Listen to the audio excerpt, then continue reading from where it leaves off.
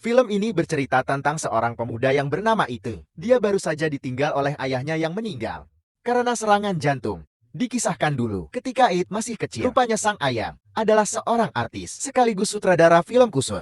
Pada waktu itu, yang penasaran dengan suara berisik dari ruang kerja, ayahnya mencoba melihat ke sana. Ketika membuka pintu, It dikagetkan dengan sang ayah yang sedang menikmati kue serabi, salah satu artisnya.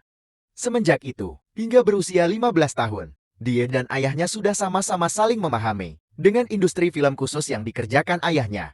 Sehingga dia pun hanya bisa diam di saat ayahnya meminta It untuk jangan berisik ketika akan membuat film. Tak lama berselang, ketika dalam sedang beradegan di filmnya, sang ayah malah tiba-tiba meninggal karena serangan jantung dengan kondisi tongkatnya masih berdiri tegak. Petugas medis pun datang untuk membawa ayahnya It ke rumah sakit.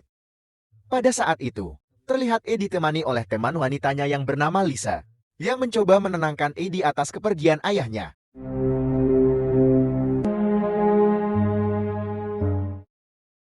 Seminggu setelah kematian ayahnya, It tiba-tiba mendapat kiriman paket yang sangat besar, dan dia tak tahu sama sekali siapa yang mengirimnya. It pun kemudian membawa masuk paket tersebut, dan karena penasaran, dia pula langsung membukanya. Yang mana ternyata isi paket tersebut adalah sebuah robot wanita yang cukup mantap dipandang. Robot wanita yang sudah aktif itu pun langsung memperkenalkan dirinya dengan nama Anna. Dia mengatakan kalau dia siap melayani segala hal yang dibutuhkan ini. Namun bukannya senang, Lid malah ketakutan dan berlari keluar rumah dan langsung bertemu dengan pamannya yang bernama Jin yang merupakan ilmuwan robot. Anna pun turut keluar mengejar dan memaksa untuk melakukan penggarapan di taman rumahnya. Ed tepuk kelimpungan dengan aksi Anna, hingga akhirnya paman Jin menyuruh Ed mengucapkan kata umami yang merupakan sebuah kode untuk menghentikan Anna.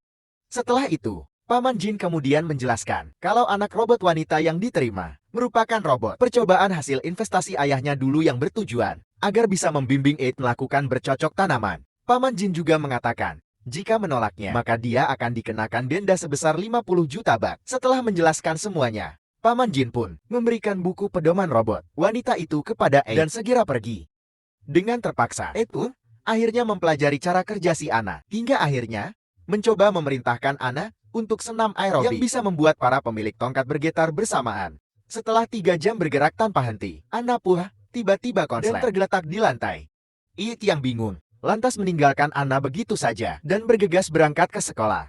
Tak lama berselang, setelah It berada di sekolah, paman Jin pun kembali datang ke rumah It untuk memperbaiki Anna agar bisa berfungsi lagi, sekaligus menyempurnakan software dan baterai supaya Anna bisa bertahan dengan daya baterai yang lebih lama. Setelah semuanya beres, paman Jin pun menyuruh Anna agar menyusul It ke sekolah. Dengan cepat, Anna pun masuk dan langsung duduk di sebelah yang membuat semua temannya terkejut dan bingung melihat ada wanita cantik. Dan aduhai tiba-tiba datang sembari Jenny kepada Ed. Di sini Ed pun berusaha berbohong dan beralasan kalau Anna adalah sepupunya yang baru datang dari kampung karena nggak mau ambil pusing. Pun langsung mengajak Anna pulang. Setibanya di rumah, Ed lalu bertanya kenapa Anna selalu mengikuti dirinya. Dan Anna menjawab kalau dia harus menjalankan tugasnya yakni membantu dan melayani semua kebutuhan tuannya. It pun kembali bertanya bagaimana cara Anna mengisi daya baterainya dan bertanya di mana posisi untuk mengecas dirinya. Tanpa banyak bicara, Anna langsung menunjukkan letak tombol baterainya yang berada di atas kue serabinya itu. Ketika It hendak mengeceknya, tiba-tiba si Lisa malah muncul dan merusak harapan penonton. It pun menjelaskan semuanya kepada Lisa kalau sebenarnya Anna hanyalah sebuah robot warisan dari ayahnya. It meminta Lisa agar tidak memberitahu orang lain. It juga mengatakan kalau Hana sudah diprogram hanya mau dengannya dan tidak mau dengan orang lain. Bahkan jika ada orang lain yang mencoba mengganggunya, Anna akan langsung menyerang dengan aliran listriknya. Pada malam hari, Anna pun mulai mencoba menjalankan tugasnya sebagai robot penghibur dengan akan mengajak Ed melakukan cocok tanam. Namun, gengsi pemuda lugu ini malah menolaknya karena merasa tak terbiasa dengan hal itu.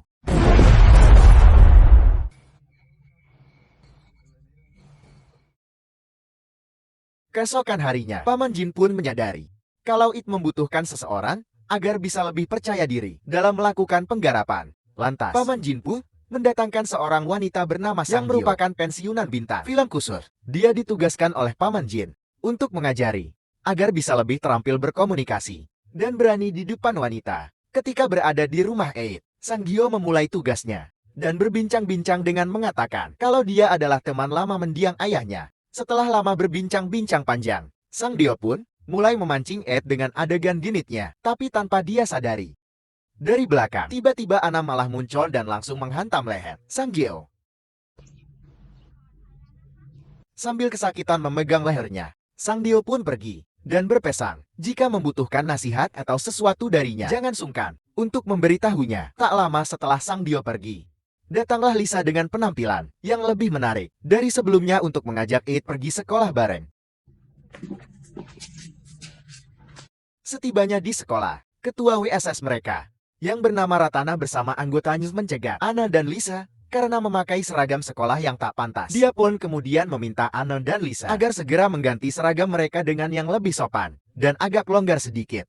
Sesaat setelah itu, ketika jam pelajaran selesai, Eid bersama temannya, termasuk Ana, diberikan tugas oleh gurunya untuk membuat film dokumenter edukasi tentang bahayanya cocok tanam di usia dini. Awalnya mereka menolaknya. Namun setelah gurunya menjanjikan kalau mereka semua akan diberikan nilai plus, maka Aide dan teman-temannya ini pun menerima tugas tersebut. Mereka pun kemudian akhirnya memilih rumah Eid sebagai tempat untuk mengerjakan film itu. Karena di sana banyak barang-barang peraga peninggalan ayahnya yang bisa mereka gunakan. Sesampainya di depan rumah Eid, di sana mereka kemudian bertemu dengan Tante Sang Dio yang mengajukan dirinya untuk ikut membantu mereka. Dua teman kawan itu yang bernama Som dan Park pun langsung gila saat melihatkan Sang Dio. Setelah berkumpul, mereka pun mulai membahas tugas mereka dengan meminta pendapat juga dari Sang Dio. Di sini Sang Dio berpendapat kalau dia sebenarnya tidak setuju dengan film edukasi tentang bahayanya cocok tanam di usia dini. Karena menurutnya cocok tanam itu adalah hal yang sangat menyenangkan. Namun pendapat si Tanti dibantah oleh Ratana selaku ketua OSS. Hingga pada akhirnya diskusi mereka itu pun berakhir saat Lisa menjahili Ana. Itia nggak mau semua makin runyam. Akhirnya meminta semuanya untuk pulang dan akan melanjutkan tugas mereka besok malamnya. Ana kembali mengajak dan membimbing It melakukan cocok tanam. Namun lagi-lagi, It yang culun ini malah menolaknya dan lebih memilih mengajak Ana mengobrol-ngobrol saja. Ana pun lalu bertanya seperti apa sosok ayahnya di mata It. Dan It pun menjawab bahwa meskipun ayahnya itu memiliki banyak kekurangan, tapi dia selalu menyayangi dan tak pernah malu akan pekerjaan ayahnya. Mendengar hal itu, dari itu Hana pun mulai tampak serius mendengarkannya dan berusaha untuk memahami perasaannya. Keesokannya, ia dan teman-temannya mulai membuat film edukasi tersebut. Namun Som dan Black sangat canggung dengan peran mereka yang gak seru. Karena nggak ada adegan cocok tanamnya. Mereka pun akhirnya kembali mengevaluasi NASCA dan jalan ceritanya. Sementara di belakang, Lisa yang pada dasarnya nggak suka dengan Ana lalu menumpahkan pasta gigi di lantai untuk mencelakai Ana pun terjungkal jatuh kepleset. Sehingga menyebabkan anak si robot cantik ini pun mengalami konslet. Menyadari anak konslet, It pun begitu panik dan langsung menelpon Paman Jin untuk menanyakan bagaimana cara memperbaikinya. Paman Jin pun kemudian menyarankan agar It menyuruh Ana untuk merestart ulang dirinya. Selang beberapa waktu, Ana pun kembali menyala dengan normal dan berkata kalau dia baik-baik saja. Di sini Ana sebenarnya tahu Lisa yang mencoba mencelakainya. Namun dia bilang pada In kalau itu hanyalah sebuah kecelakaan biasa karena dia paham kalau Lisa juga sebenarnya adalah orang baik. Ana lalu bertanya, apakah It menyukai Lisa atau tidak? Dan It pun menjawab kalau dia memang mencintai Lisa. Namun itu hanyalah sebatas sahabat, dan dia merasa bersyukur Lisa selalu ada di sampingnya di saat-saat tersulit dalam hidupnya. Ini hadir yang keesokan harinya, saat berada di toilet, Lisa pun meminta maaf kepada Ana atas kejadian kemarin. Ana pun berkata kalau dia nggak marah dan menganggap kalau kejadian itu cuma kecelakaan biasa. Di sini Lisa juga mengungkapkan jika dia menyukai ET. Karena It dulu pernah melindungi Lisa dalam banyak hal yang membahayakan dirinya. Namun Lisa kembali menegaskan kalau dia akan siap bersaing sportif dengan Ana untuk mendapatkan ET.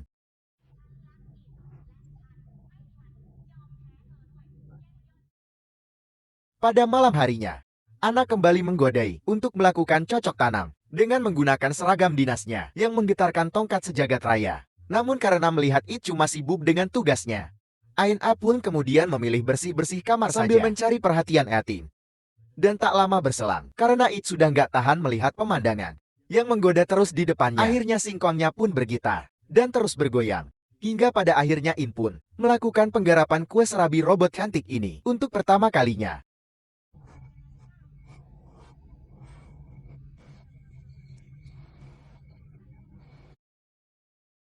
Keesokannya, bersama teman-temannya kembali melanjutkan pengerjaan tugas. Mereka sambil minum-minum.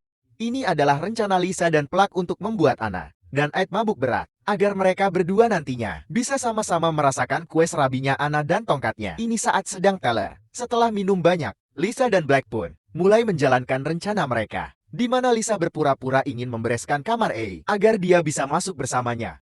Saat di dalam kamar, Lisa pun menahan dan memaksa A untuk mencoba kue serabinya yang sudah lama nganggur tersebut. Sementara di luar, Plak yang sangat ingin mencicipi kue serabinya, Anna lantas meminta Anna minum begitu banyak, sampai akhirnya membuat Anna menjadi konslet.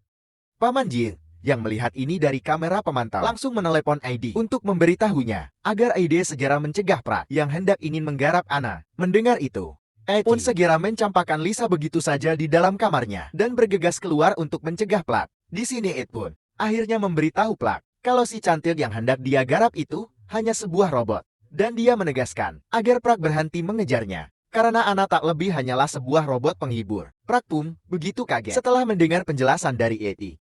Sementara si Anna yang baru saja mendengar penjelasan itu tampaknya sangat kecewa dan kemudian berlari keluar sambil menangis. Hingga akhirnya dia ditabrak oleh sebuah mobil di depan rumahnya ini. Setelah kejadian itu, Anna pun mengalami kerusakan cukup parah. Paman Jin mengatakan kalau sistem Anna sudah sangat rusak dan sulit untuk diperbaiki. Dia juga menambahkan kalau Aid sekarang mau nggak mau harus membayar denda sebesar 50 juta bak, karena dia telah gagal menjaga Anna, dan hal ini membuat Aid jadi sangat sedih. Selang beberapa waktu, setelah melakukan penelitian panjang, Paman Jin akhirnya menemukan sebuah ide agar bisa membuat sistem dan memori anak kembali berfungsi, yakni dengan cara harus masuk ke dalam sistem memori alam bawah sadar anak. Dan jika percobaan ini tetap gagal, maka harus tetap membayar denda tersebut. Kepada para investor, Paman Jin pun memulai idenya ini dengan mengkoneksikan sebuah alat yang dibuatnya antara Ir dan Anna itu pun mulai masuk ke dalam memori yang terekam selama ini oleh Anna, dan bisa melihat serta merasakan kejadian-kejadian masa lalunya. Beberapa saat kemudian, setelah itu berhasil mengendalikan dirinya dalam alam bawah sadarnya, akhirnya dia pun berhasil menemukan Anna berbaring di sebuah flash memory terakhirnya, dan tanpa pikir panjang, Edwin bergegas membangunkan Anna kemudian membawanya kembali menyala seperti sedia kala. Ini cara. Beberapa hari berlalu, Ai dan Anna pun akhirnya bisa hidup bersama lagi. Bahkan kini, sistem Anna menjadi lebih sempurna yang merubahnya layaknya seperti manusia biasa. Sementara Lisa kini juga sudah merelakan Ede bersama Anna. Lisa dan Anna akhirnya kembali bersahabat. Pada akhir film, Ai dan Anna yang kini sudah saling akrab akhirnya melakukan cocok tanam sampai puas.